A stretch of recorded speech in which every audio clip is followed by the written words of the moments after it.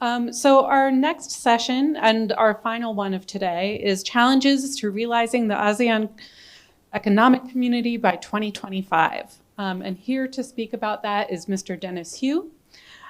He is a senior research fellow at the Center on Asia Globalization at NUS. Previously, he was the director of the APEC Policy Support Unit.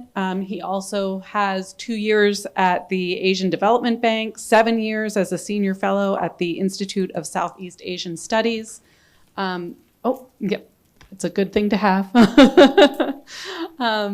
And so he's going to speak to us today about the region going in depth and beyond. I know we've focused a lot on India and China today.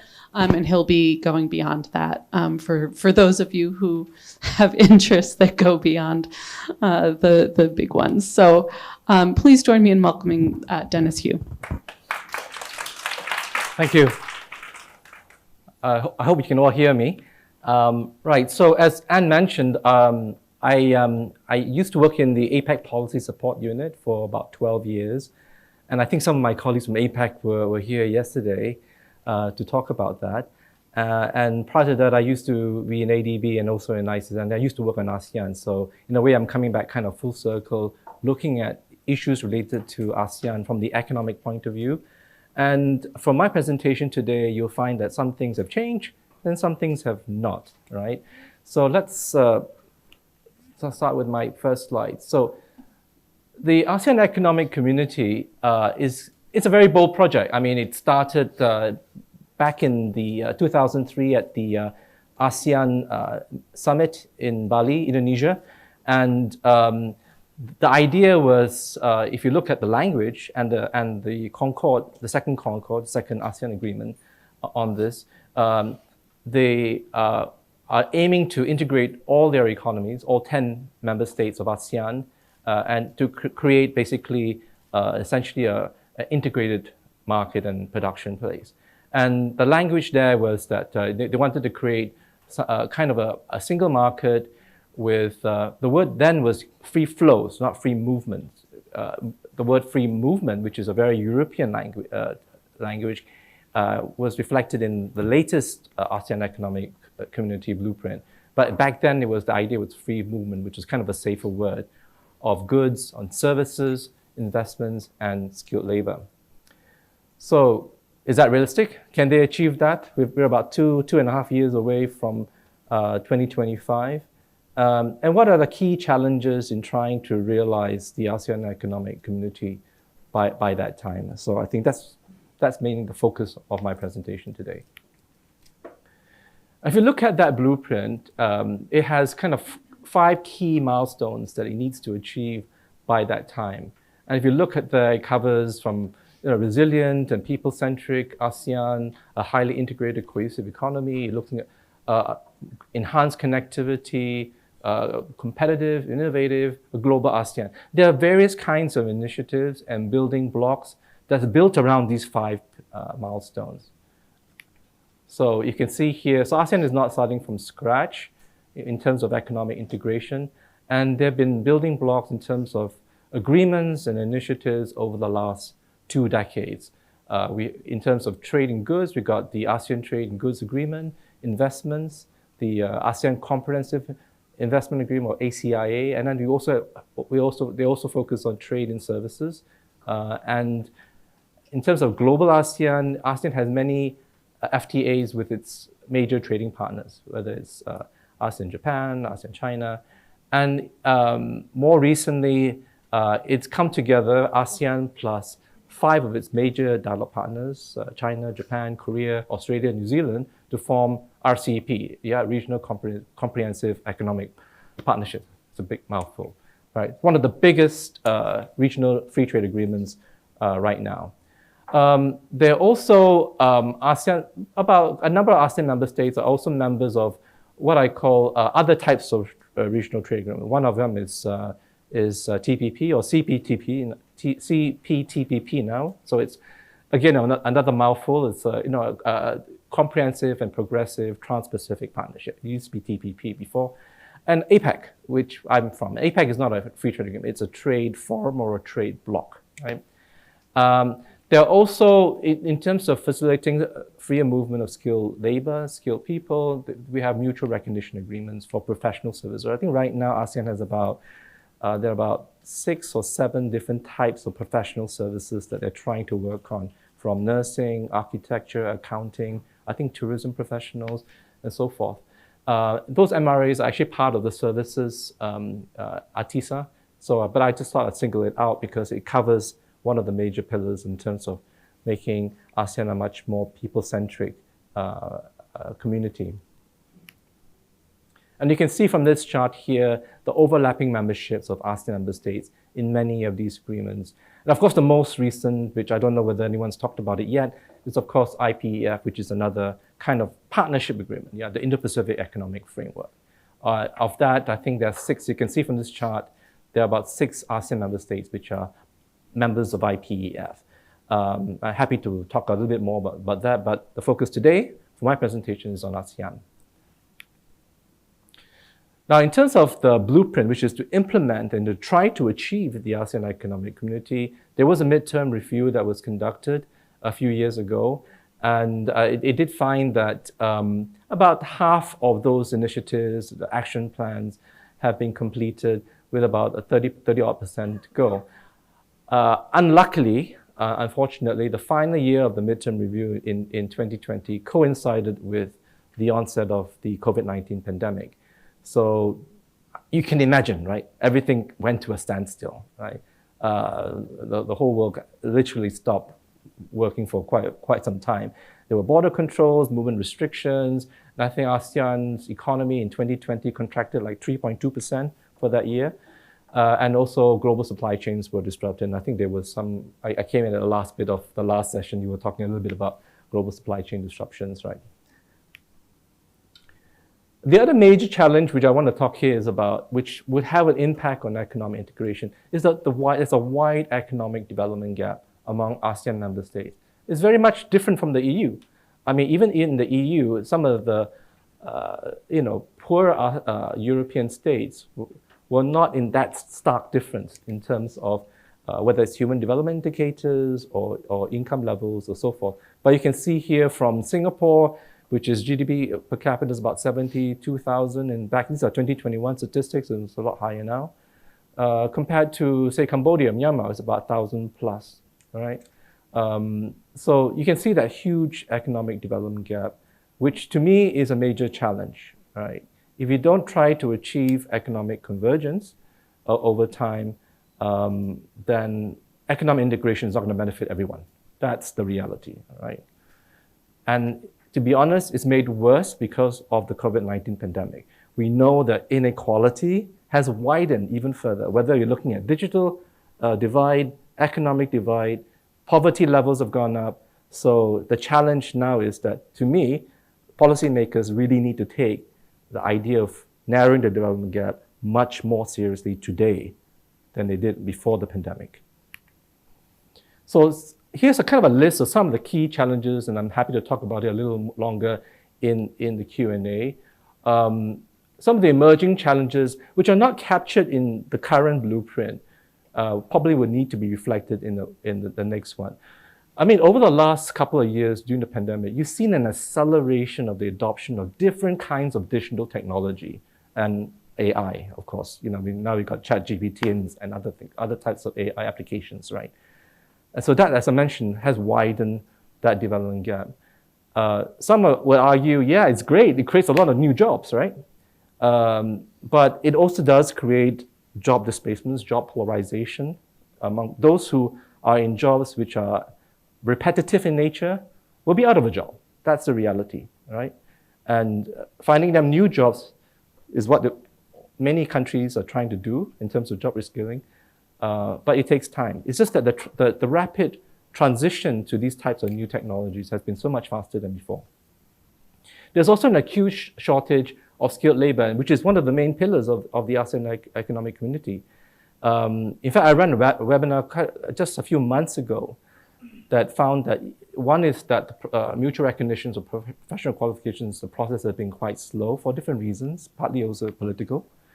But two, one of our speakers was doing a lot of work on Japanese multinationals operating particularly in Vietnam. And they found that in many ways, it's the private sector that's been trying to help to facilitate freer movement of skills, whether it's engineers or technicians across different ASEAN states. So one of the recommendations in the paper I wrote for the Heinrich Foundation is that we should have greater participation of the business community in helping in many of these AEC initiatives, particularly in freer movement of skilled labor and mutual recognition of some different types of qualification. I've talked about the economic divide, which I think is something that needs to be addressed. And the other one, of course, is rising trade protectionism.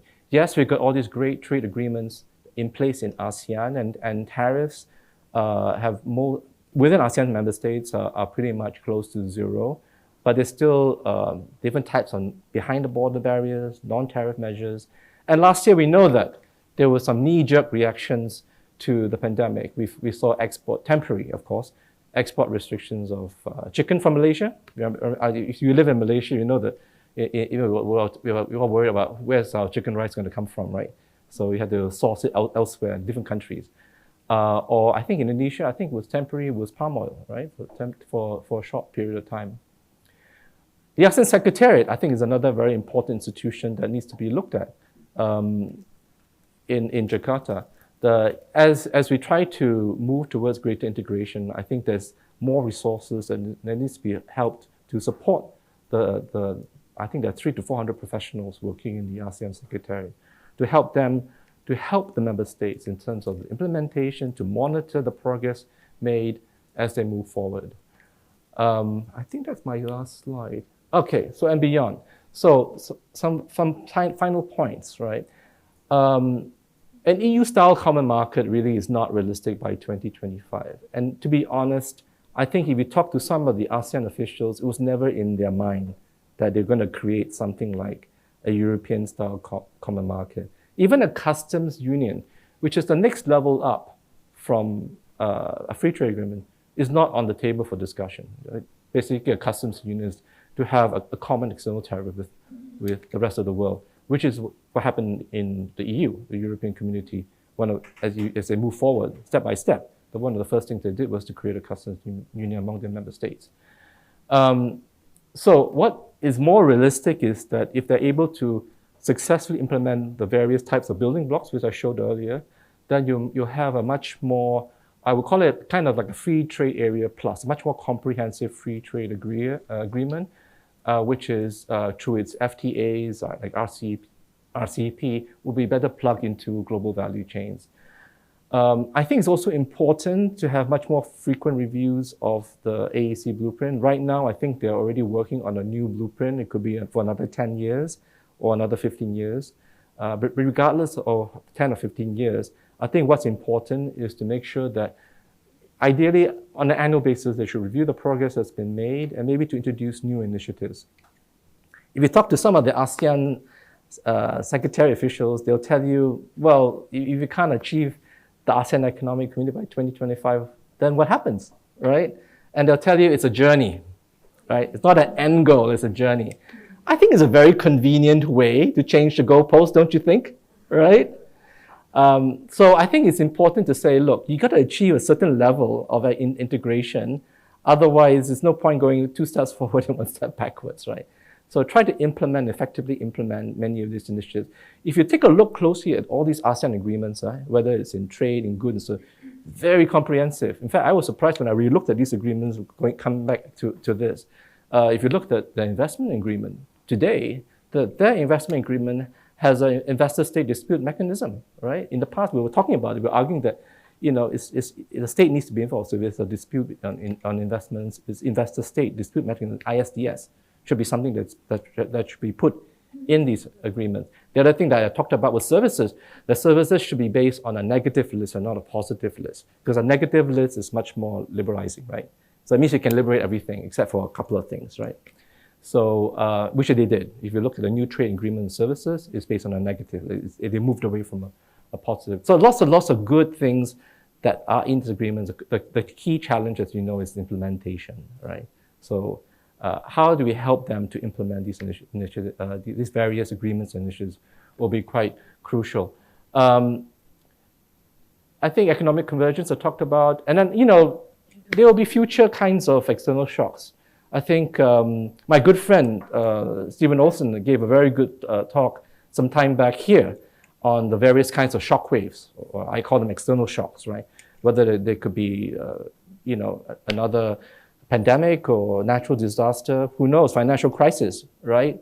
So we need to be better prepared, whether in terms of our financial systems or in terms of natural disaster, to have a regional emergency preparedness for natural disasters and pandemics is something that I've talked about. We don't have it. It's only at the national level, right? Otherwise, frankly speaking, if it's going to be business as usual, keep calling it a journey in 2035 or 2040, then this project honestly is going to fail. That's my personal view, right? So I'll stop here. Thank you. Thank you very much. And we already have some hands up. Let's go to Anton first. I'm Anton from the Southeast Asia Globe, based in Cambodia. And I was just wondering, what is the effect of the different types of governance throughout ASEAN on the ability for us to economically integrate? Because for like an EU-style common market, in ASEAN, we're going from democracies to authoritarian groups to communist rule to military-backed governments. So how is that going to impact the ability for AEC to kind of pull through? Well, I think if you talk to an economist, they say, well, politics doesn't come into it, right? So they say, as long as everybody agree on bringing down the tariffs, regardless of what kind of political systems that you have, then it's fine. But I think, to some extent, I don't think that's entirely true, I think. And there's a strong political economy element, like the development divide, maybe different types of political systems are leading to this kind of situation where we've got this widening inequality. But in ASEAN, we don't discuss these things. It's non-interference is part of the kind of the golden rule in we don't interfere in other member states' domestic affairs, which includes that. So you can, whether you call it a stumbling block or not, if you talk about it, I think it's tough. I mean, I can only talk it from the economic point of view, and as long as everybody agrees on, bringing down their tariffs, opening up their sectors or whatever, then it's fine, right? So that's my answer. It's not quite an answer, but that's the best I can do. Yep, Anggi from the Conversation Indonesia, and I raised my hand expecting someone else will be asking the same questions Anton already asked it, basically. But we have different kind of openness and type and democracy. And my question will be like, will we really be aiming for an EU-style economic kind of integration with this different kind of, because we can learn from what happened with Greece, for example, by the end of the day, it drags everyone down. So if we keep, I'll say back at the uni, I'm studying international relations, but we usually have this joke that ASEAN works simply because we only care about the economics and we never care about the politics.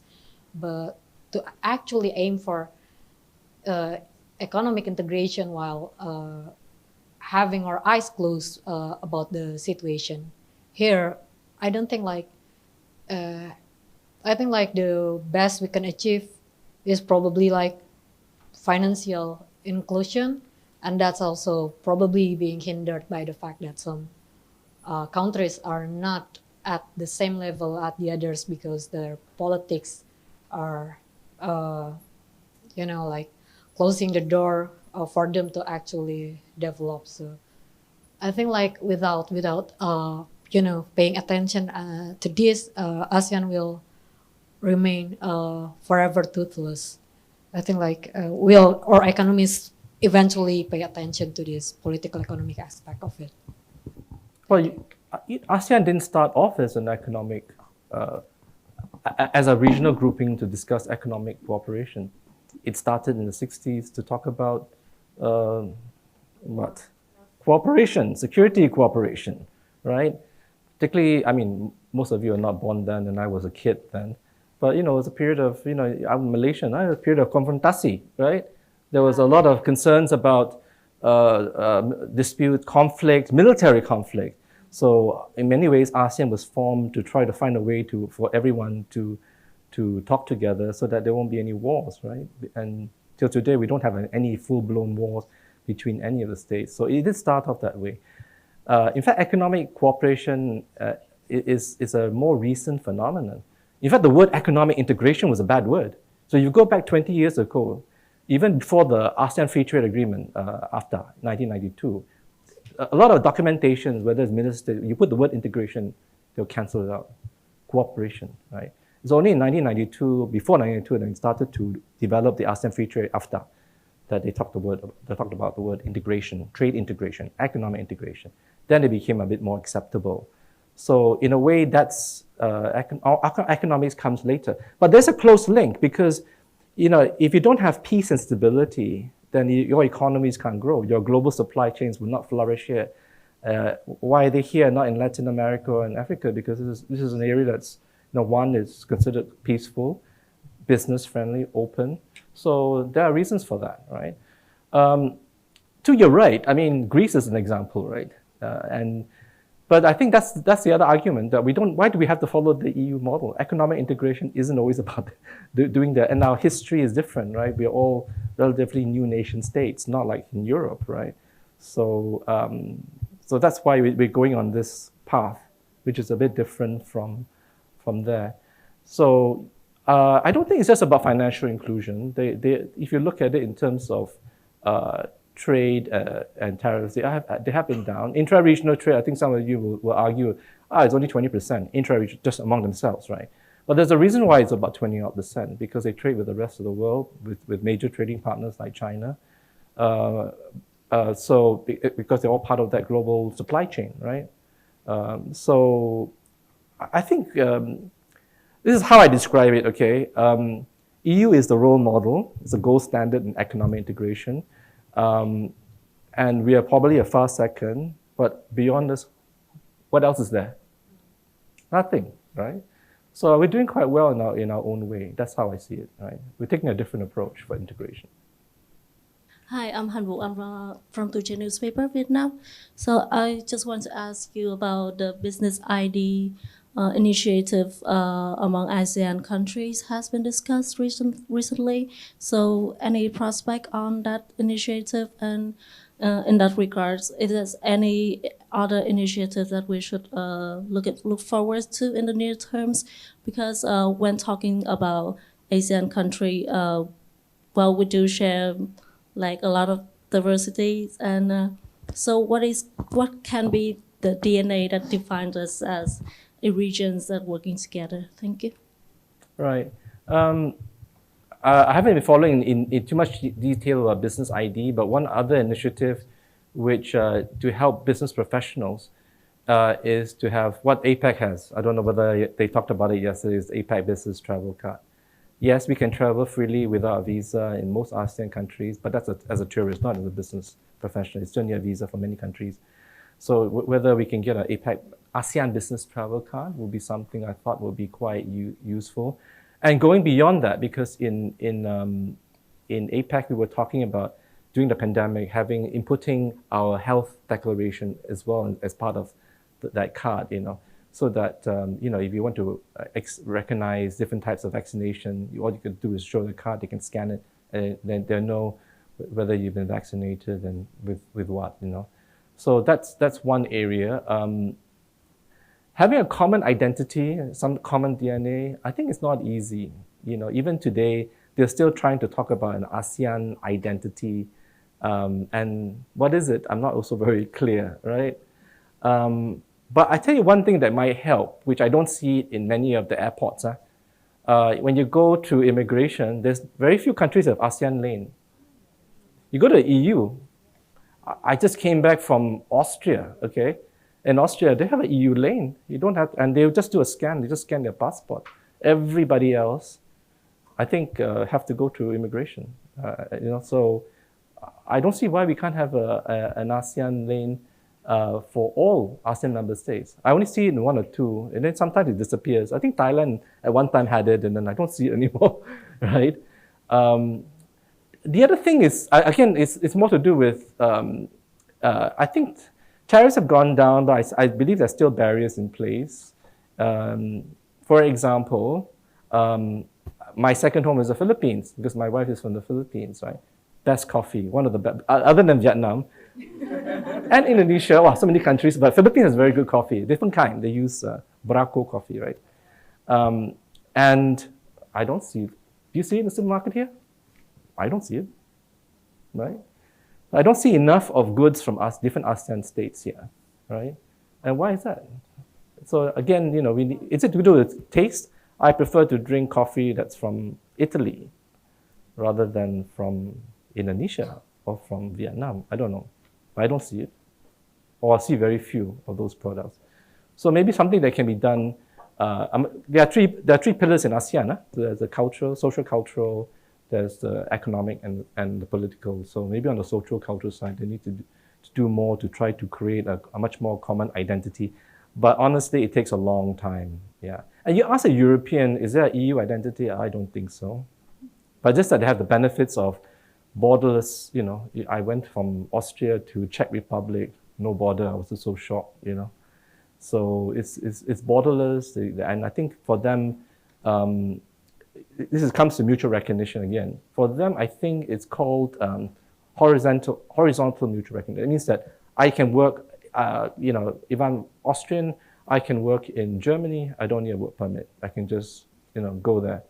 Whereas here, you know, there's a lot of restrictions, you know, and also what qualifications you have. Okay, yeah, we have MRA for nursing, but where do you go to study your nursing? How many years is your nursing education? So forth. Again, there's a lot of work to be done in terms of some level of harmonization of different kinds of standards.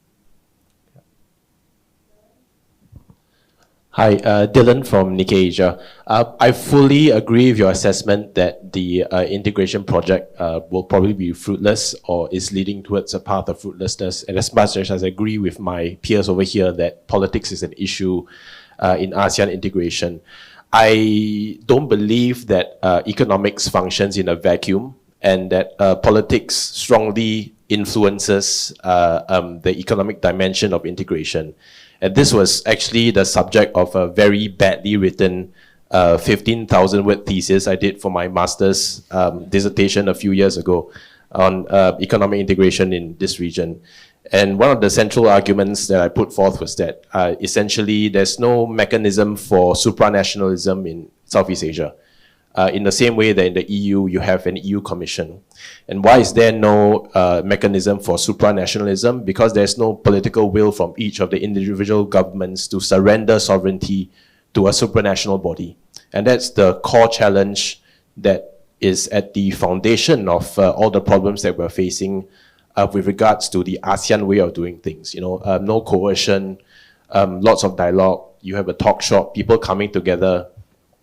I was just in Labuan Bajo 2 months ago for the ASEAN Summit, and they are talking about a 20-year post-2025 vision. So 20 years, it's not 20 10 years. Okay. Yeah, it's 20 years. And I was Too laughing long. because they can't even do this thing properly, and they want to look 20 years ahead. But I suppose, you know, part of the whole essence of this is to get people together to talk. Better than no talk is the gist of it. And, you know, better to have a common project to work on, even if it's just optics, than to delve into conflict at the end of the day if there's no talk at all. So, you know, in your view, what do you think is the realistic and pragmatic way that all these objectives that have been set here can be achieved if there is, at the end of the day, no supranational mechanism for countries to be able to surrender their decision-making to a central body? And all the different countries in the region, you know, of course, in their domestic and national interests, want to hold on to the power to decide based on their national policy whether they want to participate in a regional economic integration project, and to what extent as well, for that matter. Okay, it's similar to, my answer is similar to yours as well, because there is economic integration going on, but it's not the European type of integration. So these various agreements that are there are legally binding, whether it's the ASEAN Trade in Goods Agreement, they're legally binding. They have to change domestic legislation to comply. with these things. It's just that I don't see it becoming like the EU with all these it's never going to happen. I just don't think they're going to be. And maybe because we didn't come from that kind of history. They had a very different history from us, right? So to me, as long as you can, it's more to do with implementing what we have, right? I told you, we've got all these different kinds of agreements. We also have mutual recognition, implement it correctly. The other big issue is the development divide. So there is an initiative for ASEAN integration, IAI, right, which is meant to be narrowing the development divide among its member states. And it's been around for about 20 years, and to be honest, it's not effective. And if you go through and look at what initiatives they have, a lot of it is not terribly relevant. I mean, a lot of it is on language training, you know. Okay, it's good to learn English, but I think what they need now is things like digital, learning digital literacy, financial literacy. But beyond that, even going beyond that, so I don't think they're taking it too seriously, or they don't have the resources. I don't know what it is, but the actual initiative is not working. So you got these very different agreements. Why don't we focus on what we have? They're very good on paper. Let's implement them properly. And with that, you already have some level of integration. As a Filipino, I completely agree with your assessment that our coffee is better than Vietnam. Thank you for that. And then I also wanted to share, in Phnom Penh, the ASEAN lane can be flip sign. So the back half is all passports. They just flip the sign depending on where the plane landed from. But being a relatively small economy, I wanted to ask you what you felt the impact of Timor-Leste potentially joining ASEAN would be on all the economic integration. Okay. This is my personal view, okay? I know that Timor-Leste joining is political in nature, but it does make economic convergence even harder, right? You can see from my chart, right? Just the division between ASEAN 6 and the 4. Actually, you should take Vietnam out, because in fact, if you look at income per capita, Vietnam is almost on par with the Philippines now, right? But even if we don't take them out, you can see that there's a big divide, and I think if you include them, it's even going to get worse. And I can share with you my experience in APEC, which is also very diverse. You've got very rich, developed member states, Australia, US. You also have very poor ones, like Papua New Guinea. And sometimes the frequency is not right. So you listen to them talking. So the Americans will be talking about market access, open your markets, right? And then the developing countries are looking at what? Capacity building, right? So ultimately they will try to find a way to come to the middle, basically saying, well, open our markets, but we need capacity building first. So I think it's very challenging. I mean, it's not up to me, but I think it's going to make that divide worse to include them. So I would stick with. I mean, ideally, if I had it my way, we'd stick to what we have. We've got enough challenges as we are with the existing 10. Manas. This is Manas Pratimbuyan from PTI Press Trust of India. It's news agency in India. So my question is about India-ASEAN relations. ASEAN, I think, still one of the most vibrant and dynamic regions globally for growth. And I think your growth story has been quite impressive in the last 15 years. And the overall relations between India and ASEAN, we have seen a significant upswing, particularly after signing of the FTA, both in goods and services. And I think bilateral trade volume reached around 100 billion in around 2019. But I was in Thailand, and when India pulled out of RCEP at the East Asia Summit, ASEAN Summit in Thailand, 2019, there were angry reactions from a number of ASEAN countries. Actually, diplomats were very, very angry that India pulled out of it. And now we are in the process of reviewing our FTA. So how do you see, in fact, what will be the focus areas of review of the FTA between ASEAN and India? So, I mean, trade has witnessed a lot of diversification in the last few years. I think we are now trading more in non-oil and non-energy sectors. So, what according to you would be the focus areas for review of the FTA?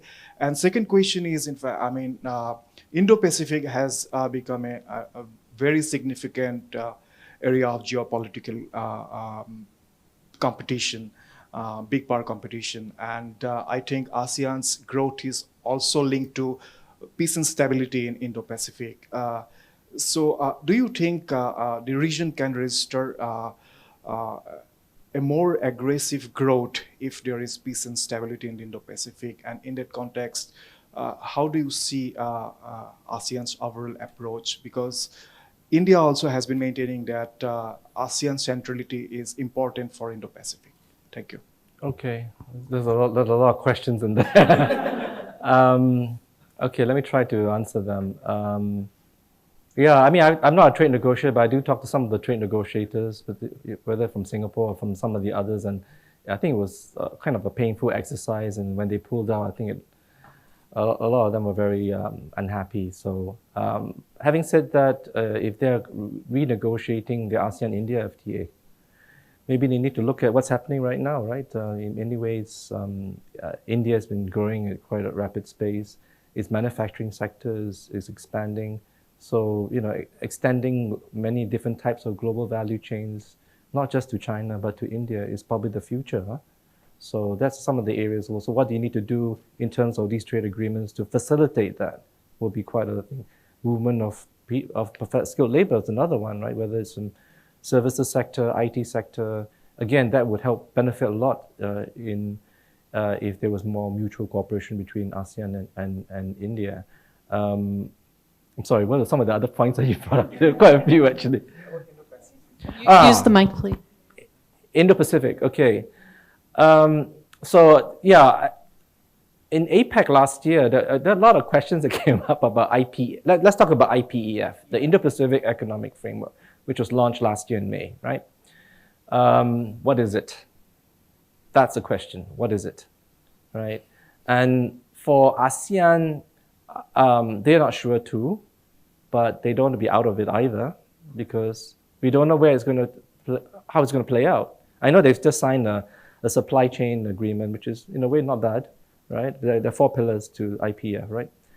And many of the initiatives that are being discussed, don't tell my colleagues from APEC that are stuck, are being discussed at IPEF, right? Including things like digital trade, things like that. So it's another avenue for different major economies to come together to move forward in this very difficult period of time. Because I can tell you, whether it's at WTO, at APEC, G20, there are a lot of initiatives for geopolitical reasons are stuck. Okay, so if there are initiatives like IPEF where you can bring like-minded people together to move forward on different initiatives like digital trade, I'm all for it, right? And I think for ASEAN, they don't want to be left out, right? They don't know, we're not sure where we stand. I think there was a discussion on US-China rivalry. So where is ASEAN? They don't want to lose out, right? So I think you got to remember, even though we export a lot of our parts and components and different kinds of exports to China, US is still a major investor in ASEAN. If you look at a long history of investments by US. So they want to be friends with both, right? So I think that's why you see, I think 6 ASEAN member states have signed up to IPEF, right? So let's see what happens. I mean, I can't tell right now. I mean, it could be, IPEF could turn out to be a new form of economic partnership, yeah, as mentioned, or it could be a big nothing. I don't know. We'll have to wait for the next couple of years to see. But the fact that they can sign a supply chain agreement, it's not bad. I mean, something there. There's no market access at this point in time. It's not a free trade agreement, as you know. Can I ask a non-trade question, in fact? I mean, do you think ASEAN is being able to handle the Myanmar question adequately? Because there are a lot of question marks. I think you've been following the news. Have they been doing well?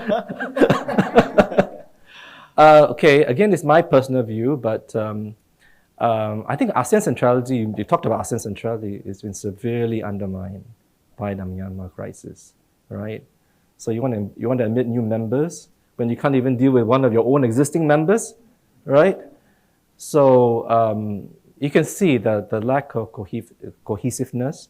And I think the defense ministers met recently. I don't know whether I haven't been following. Have they signed a joint statement for a while? For a while, I think they couldn't even come up with a joint statement, right? Even though that's political, it has implications on economic cooperation for sure. Yeah, there's a strong political economy element to this. Hi, I'm Lisa from the Wall Street Hi, Journal. Lisa. Just a follow-up to Manash's question. How is ASEAN planning to deal with Myanmar? And how has the strategy changed over the last kind of 2 or 3 years? That's a tough question. It's maybe not for me to answer, but they have a 5-point plan, right, which they have not implemented. And I think I think there's a strong sense that the host needs to do something to push that forward. If not, maybe they should really consider suspension of membership. But if you look at the ASEAN Charter, there's no mechanism for suspension at the moment. But to me, if they don't want to, I mean, they said they're going to follow, they didn't do it. So what else okay, you don't invite them for the meetings. Okay, but is that enough? So I think that there needs to be quite strong leadership and political by the host, or ASEAN chair, to try to do something and push forward. If not, maybe they should sit down. That's my view. Please don't. I think they may need to consider suspension. Yeah. I'm sorry, could you stand? Oh yeah. Thank you. Sorry, just a little comment on that. I think like suspension is again like probably crossing that sacred principle of that non-interference, right? But I don't want to like ask about this question, like putting political aspect aside. I really want to know your own personal view, your optimism about ASEAN Economic Community itself. Do you think? Okay.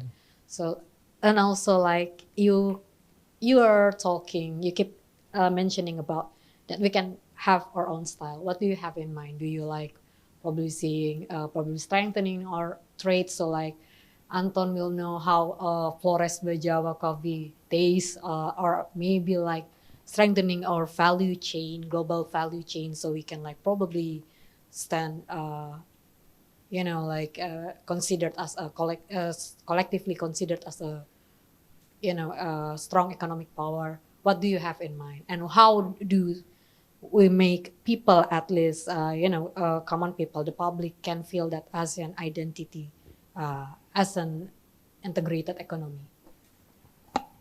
If you go back to the original document, ASEAN Concord 2, you'll see that one of the ideas of what they want to achieve in the AEC is a single market and production base, right?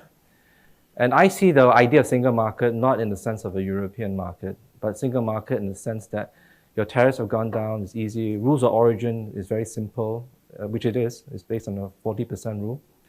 And integrated production base, which I think is, so if you look at these agreements, even investment agreement, the way it works is that you're trying to facilitate global value chains, but you're also trying to encourage ASEAN companies to invest in the region as well.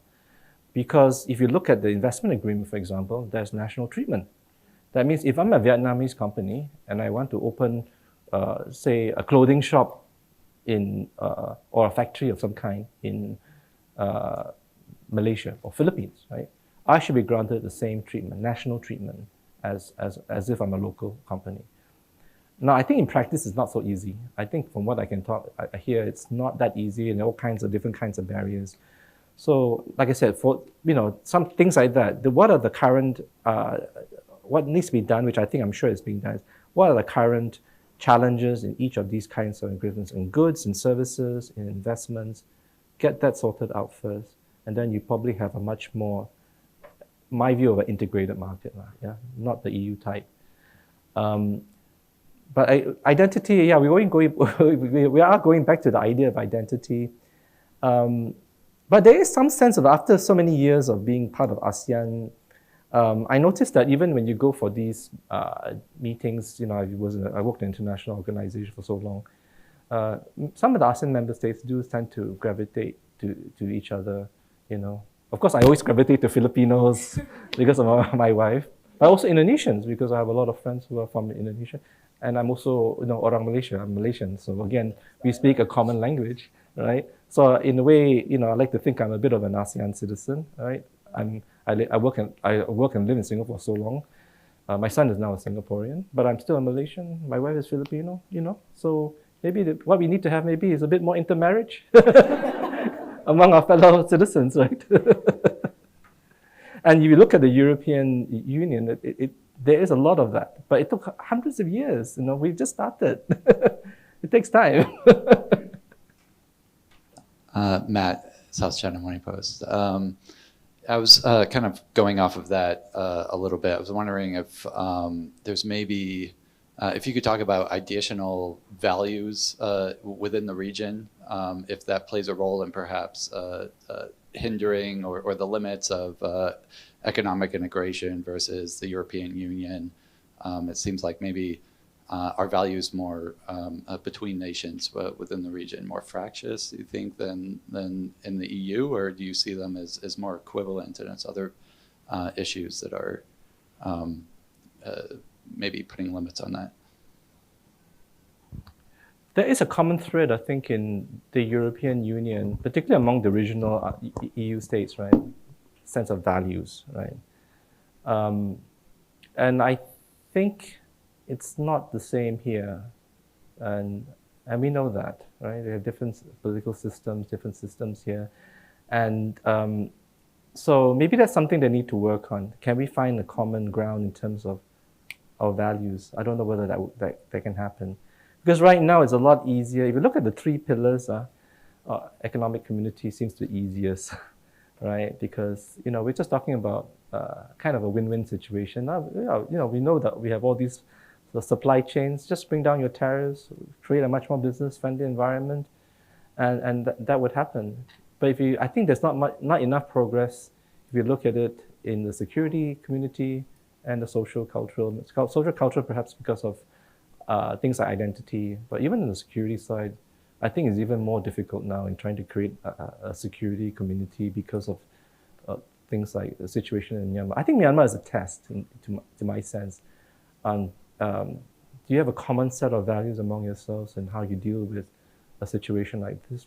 I think it's a test, and then let's see whether they will succeed or not, right? But if you ask me today, I don't think there's a common set of values among them, except maybe on the economic side. We all want to make money, right? We want to have economic growth.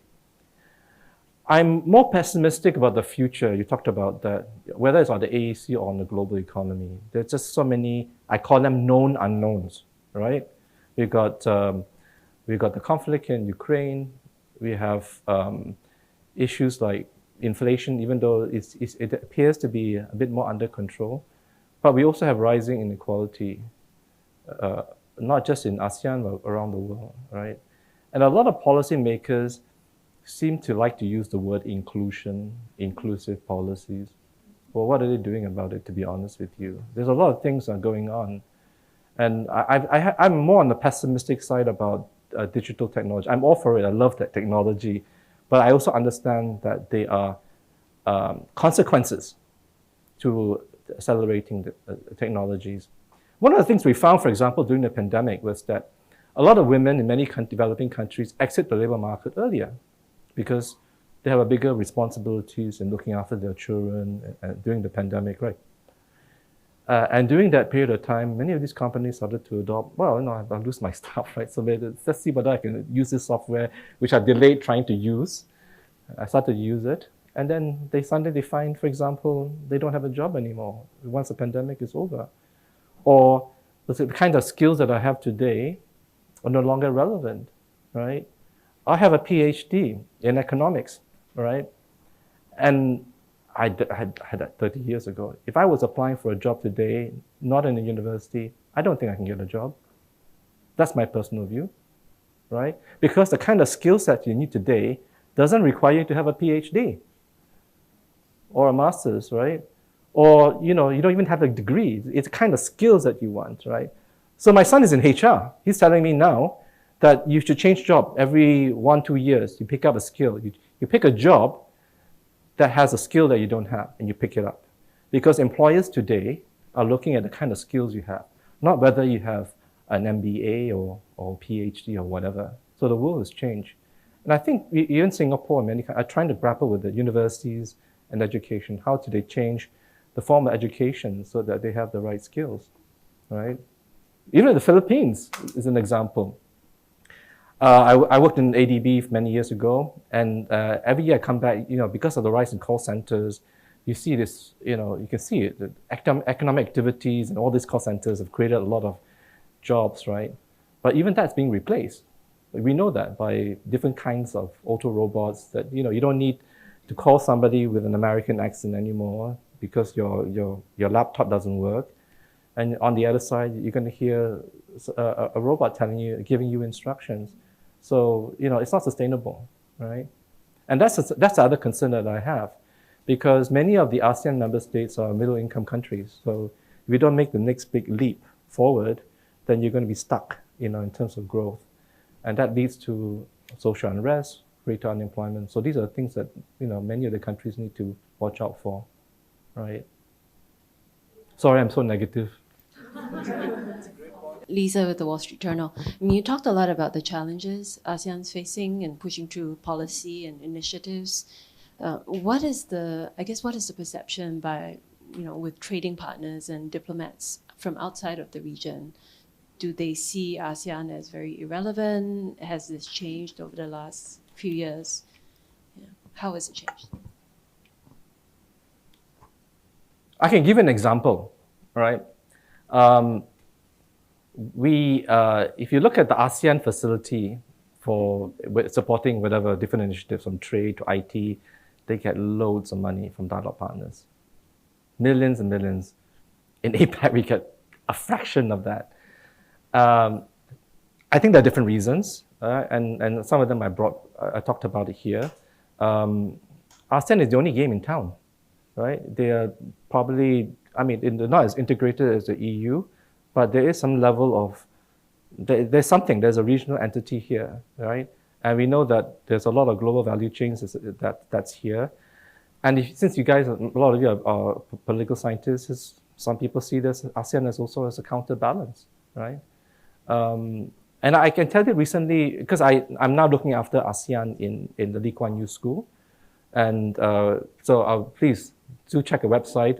I'm coming up with a number of products to increase awareness to all stakeholders on what ASEAN does, talking to ASEAN practitioners. I'm running a podcast right now. Please watch out for that. Talking to businesses who have navigated various ASEAN policies and what are the challenges that they face. Or talking to people on different aspects of ASEAN related to the ASEAN Economic Community. And actually there's a hunger for that information, I noticed, particularly in North America and also in Europe. So I think it's partly because on the political side, they see ASEAN maybe as that counterbalance. And two, maybe they see, if they really can get their act together and they are actually integrated, it's a 600 million market, so a potential. Basically US, China, that's the issue, right? So for economic reasons, it's a potential market, let's not ignore it. And two, maybe that's, if things go really bad, can we divert some of our investments? I think you talked about it, some of our investments, supply chains to ASEAN. And particularly if they're much more integrated, then it's even easier. I can set up shop in different parts of ASEAN, depending on which part of the value chain I'm going to be in. Or I want to be in different countries, right? Final question. Hello, this is Komel. I'm a freelance journalist based in South Korea. You mentioned about common identity or common interests or values among ASEAN countries that we couldn't find it. But considering your concerns, can we find it in common threats or common enemies or common threats, to unite together? Okay. Well, in a way, if you talk about it, common economic threat could be one of the reasons. I think one of the reasons why they suddenly decided to have this economic community back in early 2000 was because of this fear. If you remember the term that time was a vacuum cleaner of foreign direct investments going to China, right? Because we are a beneficiary of so much FDI, and there's a close nexus between FDI and trade in Southeast Asia. And suddenly there's this fear, this common threat that, China's opening up and labor is cheaper, so why don't we move a lot of our investments there? So in a way, you could argue that a common threat, it could be one. But now I think there are many common threats. I think it's not just about China. As I mentioned, there are common threats of external shocks or shockwaves is what my good friend Steve also talks about. I think it's all the more important, that's my view, and this also brings up to your point. The problem now we're seeing, and I talked about rising trade protectionism, is that domestic priorities will override regional ones because I need to deal with my own house first, right? We got concerns of rising inequality, increasing poverty. Why do I need to talk about ASEAN, right? I got enough problems in my own house. That's a bit challenging, but at the same time, we need, all the more so, the way I see it, we need to work together. There needs to be better. One of the problems with the pandemic was there wasn't enough global and regional coordination to address the pandemic. And so there are lessons to be learned here that we need to work together, whether it's to set up a regional pandemic preparedness toolkit or setting up different kinds of financial funds if there's a future crisis. We've got the Chiang Mai Initiative, for example, things like that. We need to work together to get ready for future shocks because there will be future shocks. They will be, right? And I think that's something that we need to be prepared for. That seems like a good note to end on. Thank you so much, Dennis. Thank you.